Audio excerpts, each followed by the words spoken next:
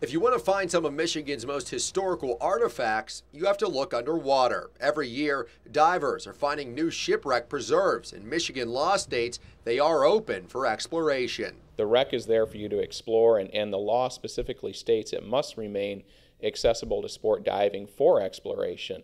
But you are not to remove, you are not to alter. You cannot pick up something and move it to another part of the wreck under the law. So the idea is maintain it as it exists the way you found it. There are stiff penalties for people who tamper with underwater artifacts. The Michigan Underwater Preserve System was created in 1980. The legislation states it is a felony to remove or disrupt artifacts without prior state permission. Hans Van Summeren is the director of the Great Lakes Water Studies Institute at Northwestern Michigan College. He says the biggest problem Michigan faces is divers unaware of what the laws are. Sometimes people don't know the laws, and so when they come into the Great Lakes waters, if they don't understand what our regulations are, it may be quite normal for them to remove artifacts and take them home with them.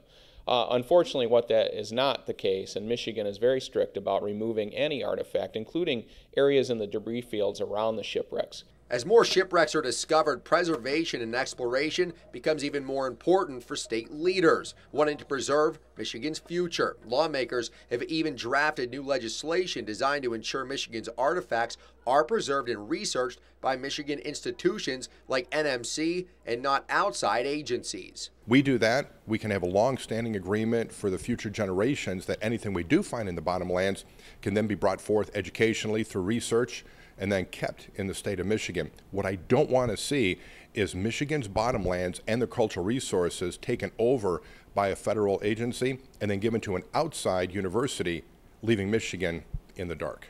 7 and 4 News will continue to follow this legislation as underwater exploration in the Great Lakes takes center stage in Lansing. In the meantime, enjoy Michigan's underwater artifacts with your eyes, not with your hands. In Traverse City, I'm Brody O'Connell, 7 and 4 News.